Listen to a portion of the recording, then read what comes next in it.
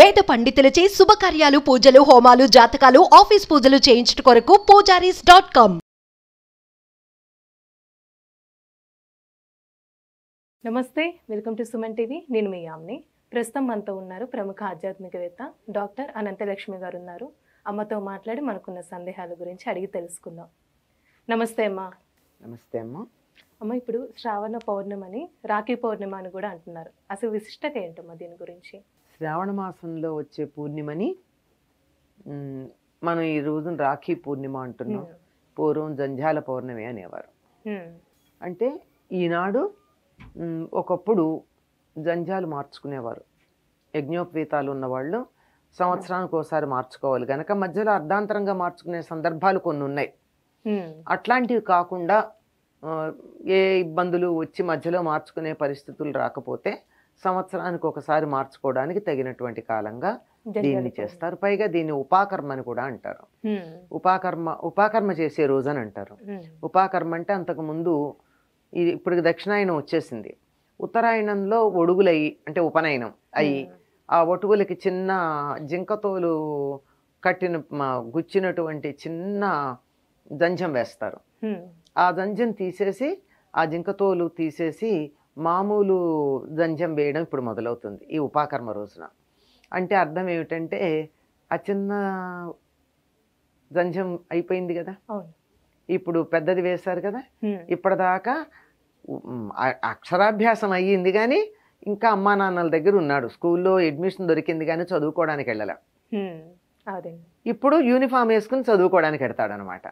అది ఆ పెద్ద జంజం వేసుకుని బయలుదేరి పెడతారు.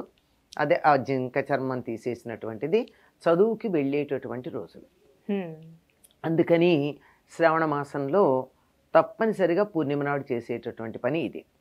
ఎందుకు అంటే శ్రావణము అంటేనే ఆ శ్రవణ నక్షత్రం ప్రధానంగా కలిగింది కదా. శ్రవణం అంటే వినడం.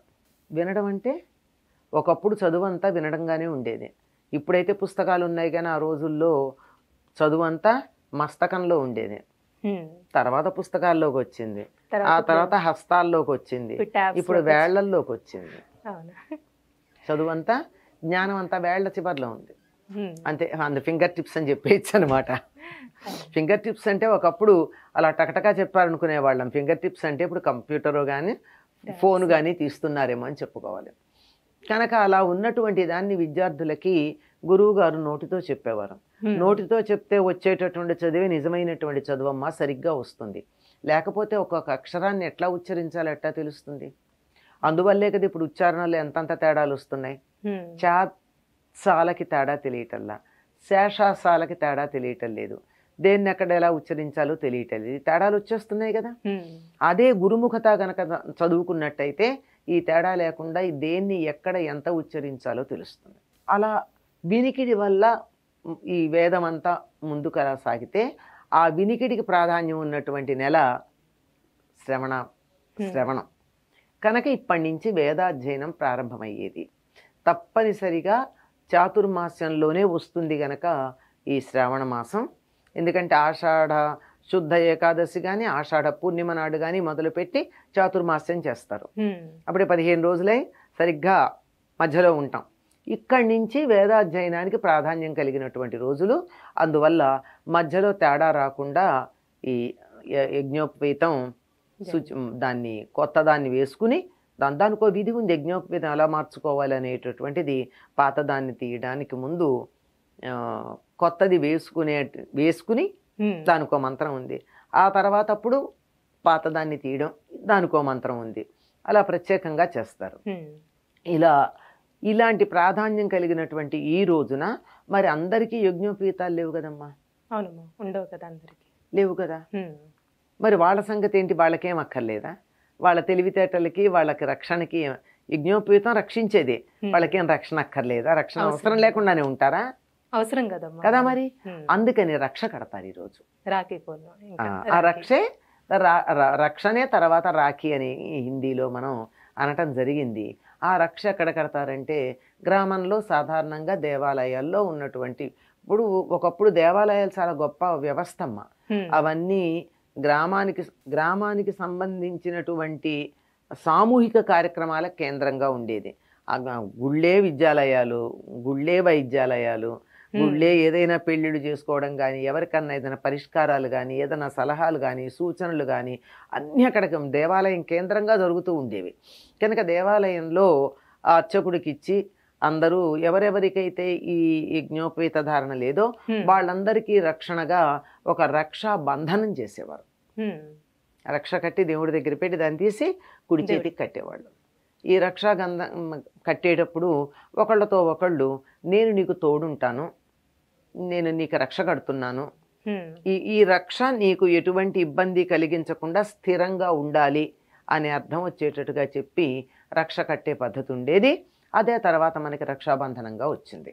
ఇప్పుడు ఈ రక్షాబంధనం అన్నది మీరు గమనించినట్టయితే చాలా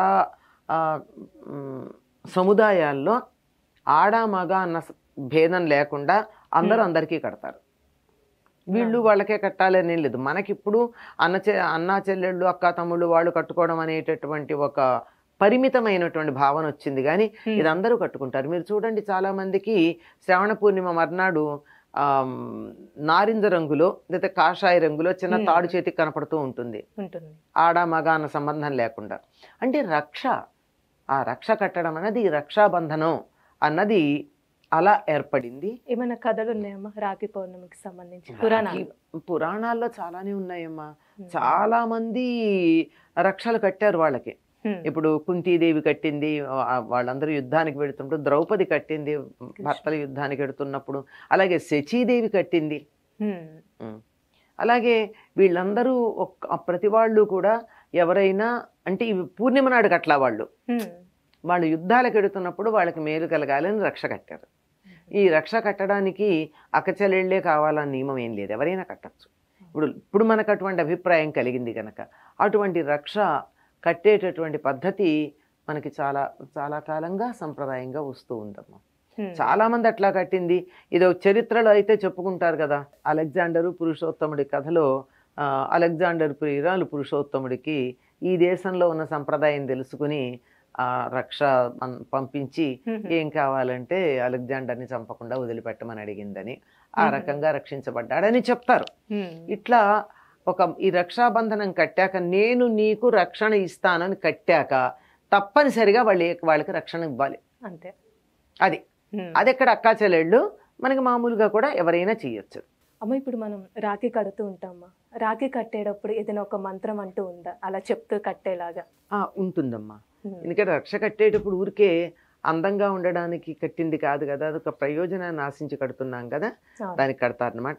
ఏనబద్ధో బలీరాజా దానవేంద్రో మహాబల తేత్వామపి బధ్నామి రక్షే మాచల మాచల అని. నేను నీకు కడుతున్నాను, నీ రక్షణలో ఎటువంటి తేడా ఉండదు, మాచల కదలికలు ఉండవు అని. ఇప్పుడు బలిష్ఠుడే బలికి అప్పుడు కట్టినట్టుగాను, అంటే అప్పుడు లక్ష్మీదేవి కట్టి ఆయన నీకేం కావాలంటే భర్తను వదిలిపెట్టమని అడగడం బలి చక్రవర్తికి. ఆ కథ కూడా ఉంది మనకి. చాలా చక్కగా తెలియజేశారమ్మా, ధన్యవాదాలు.